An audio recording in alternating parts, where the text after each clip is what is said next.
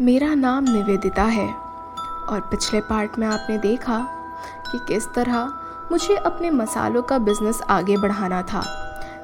इस वजह से मैं अपने देश के अलग अलग शहरों पर घूम रही थी और मुझे छोटे शहरों या गांव से ही अपनी शुरुआत करनी थी। आधा से ज़्यादा जगह घूमने के बाद मैं एक ऐसे कस्बे पर जाकर पहुंच गई थी जो बहुत ही ज़्यादा पिछड़ा हुआ था, जहाँ पर बहुत ही ज़्यादा पुराने ज़माने के तरीके इस्तेमाल किए जाते थे। वहीं पर मैंने अपना एक साथी भी बना लिया था। उसे मैंने थोड़े बहुत पैसे पकड़ाए थे और उस जगह के बारे में जानकारी इकट्ठी करने लग गई थी कि तभी उसने मुझे बताया कि यहाँ पर आसपास 4 से 5 गांव हैं, जिसमें से मैंने उसी बंदे के साथ 4 गांव कवर कर लिए थे और वहाँ जाकर मैंने अपना मसाले का बिज़नेस भी आगे बढ़ाया था। पर वो एक 5वां गांव जहाँ पर जब हम गए तो वहाँ पर मुझे एक अलग ही एहसास होने लगा। वहाँ जाकर मुझे ये मालूम चला कि वो लोग कभी भी आपकी आंखों पर देखकर बात नहीं करते हैं। वो लोग बहुत अलग से होते हैं, उनके चेहरे पर एक अलग सी ही चमक होती है। वो आपसे बात तो करते हैं पर आपसे कभी नज़रें नहीं मिलाते।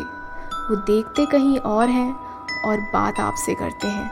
उनके गांव में अलग अलग तरह के पेड़ थे जो कि सीधा पानी से निकल रहे थे और ऊपर तक जा रहे थे।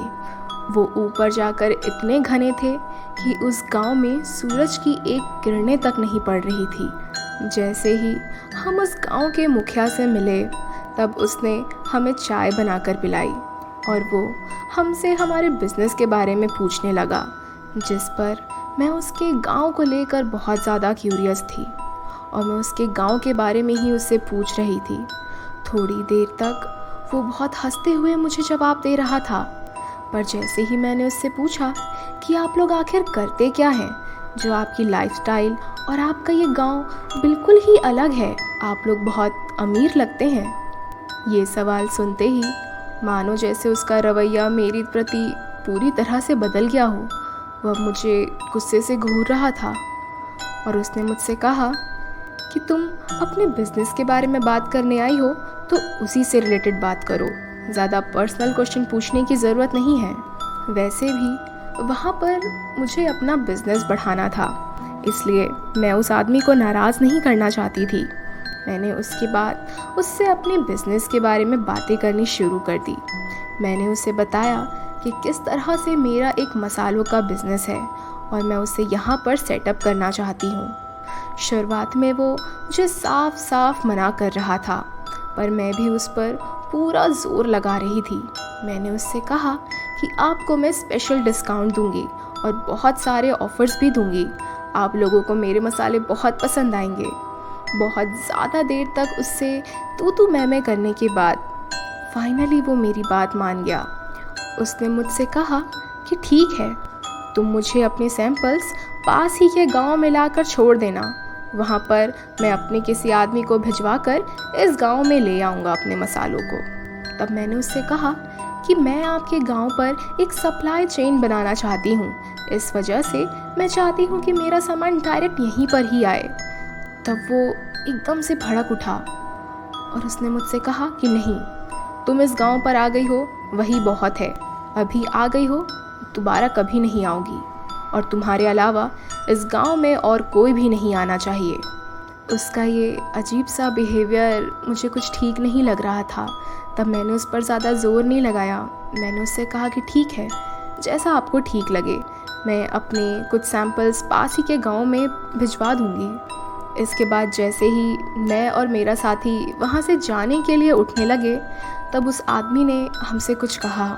उसने कहा कि यहाँ पर लोग और सामान आते अपनी मर्ज़ी से है, पर यहाँ से जाते वक्त आप कोई भी सामान इस गांव से बाहर नहीं ले जा सकते। जब मैंने अपने सामान की तरफ देखा तो मेरे पास सैंपल्स के कुछ मसाले थे और मेरे पास मेरा बैग था जिसमें मेरे सारे ज़रूरत के सामान थे, मेरे डॉक्यूमेंट्स, मेरे सारे पैसे, सब कुछ। ये सुनते ही मैं उस आदमी पर भड़क पड़ी। मैंने उससे कहा कि ये सामान मेरा है और यहाँ से ले जाना बहुत ज़रूरी है, मैं इसके बिना यहाँ पर नहीं रुक सकती। पर वो मेरी एक नहीं सुन रहा था। उसने मुझसे कहा कि इस गांव पर आई हुई चीज़ अब इस गांव से बाहर नहीं जाती है, आपको अपना सारा सामान यहीं छोड़ना होगा, फिर चाहे वो आपका बैग हो या आपकी घड़ी या आपका मोबाइल। मैं वहीं पर उससे लड़ने लगी। मैंने उससे कहा कि बाहर जाकर मैं इस बारे में अगर पुलिस को बता दूं तो सभी को आपके इस गांव के बारे में पता चल जाएगा। तब उसने कहा, तुम्हें जो करना है कर सकती हो, पर यह सामान इस गांव से बाहर नहीं जाएगा। अगर तुम यहाँ से ज़िंदा बाहर जाना चाहती हो तो अपना सामान यहीं छोड़ जाओ। अब मैं थोड़ा घबरा रही थी, पर मेरे पास और कोई चारा नहीं था। वो लोग बहुत सारे थे। मैं गुस्से से वापस जाकर अपनी नाव में बैठ गई और मेरा साथी भी। वो भी बहुत गुस्से में था क्योंकि उसकी एक घड़ी उससे छिना गई थी। जैसे ही हम अपनी नाव में बैठकर उस गांव से दूर जा रहे थे, मैंने देखा बहुत सारे लोग तट पर आकर हमें देख रहे हैं। वो बहुत सारे थे और वो पहली बार था जब वो हमारी तरफ देख रहे थे, हमारी आंखों में। मैंने उनकी आंखों में देखा, वो बहुत अजीब थी। वो बहुत तेज़ी से हिल रही थी। मुझे थोड़ा अजीब लगा, पर मैंने ये ठान लिया था कि वापस अपने कस्बे में जाकर मैं पुलिस स्टेशन में इनके खिलाफ़ कंप्लेन तो करवानी ही वाली हूँ। थोड़ी ही देर के बाद हम अपने कस्बे पर पहुँच गए थे और वहाँ पर जाकर मैंने उनके खिलाफ़ कंप्लेन भी कर दी थी, जहाँ पर पुलिस स्टेशन में मुझसे कहा गया कि वो अगले ही दिन सुबह मेरे साथ उस गांव की तलाश के लिए निकल पड़ेंगे। मेरे साथ करीब 10 पुलिस वाले थे अगले दिन और हम सब नाव में बैठकर उस गांव को ढूंढने के लिए निकल पड़े। हमने करीब सुबह से लेकर शाम तक उस गांव की तलाश की, पर वो गांव हमें कहीं भी नज़र नहीं आया। मेरा साथी भी और मैं, हम दोनों ही बहुत घबरा गए थे। पुलिस वाले भी अब मेरी मदद नहीं कर सकते थे क्योंकि हमें गांव ही नहीं मिला। मेरा केस वहीं दब गया और 10 दिन के बाद मैं वापस अपने शहर के लिए निकल गई। मेरे पास बहुत थोड़े से ही पैसे थे। मैंने तुरंत ही बस की टिकट कटवाई और अपने शहर की तरफ जाने लगी। मैं बहुत ज़्यादा ही उदास थी क्योंकि मुझे मेरा बैग वापस नहीं मिला था जिसमें मेरा बहुत सारा सामान था। वो बस जिसमें मैं जा रही थी उसमें करीब 4 से 5 लोग और थे, जिनमें से एक आदमी मेरे पास आकर बैठ गया। मुझे बहुत अजीब लग रहा था। मैंने उसके हाथों में देखा तो उसके पास मेरे जैसा ही बैग था। उसने मेरा बैग मुझे पकड़ाते हुए कहा कि उस गांव में वापस कभी मत जाना। वो एक छलावों का गांव है जो कि जीते जागते इंसानों के लिए बिल्कुल भी सही जगह नहीं है। उसके ऐसा कहते ही बस रुक गई और वो बस से नीचे उतर गया। मैंने पीछे पलटकर उसकी तरफ देखा, पर वो अंधेरे में शायद कहीं गायब सा हो गया। मेरे साथ जो ये सब हुआ था उससे मेरी रूह कांप गई थी कि आखिर वो आदमी था कौन और वो उसके पास मेरा बैग क्या कर रहा था। कहीं वो उसी गांव से तो नहीं था। मैंने अपना बैग खोलकर देखा तो मुझे मेरा सारा सामान मिल गया था। मैंने बहुत सुना है कि ऐसे छलावों के गांव बहुत होते हैं जो अक्सर आपको नुकसान पहुंचाते हैं। आपके इसमें क्या राय है, ये ज़रूर बताइएगा।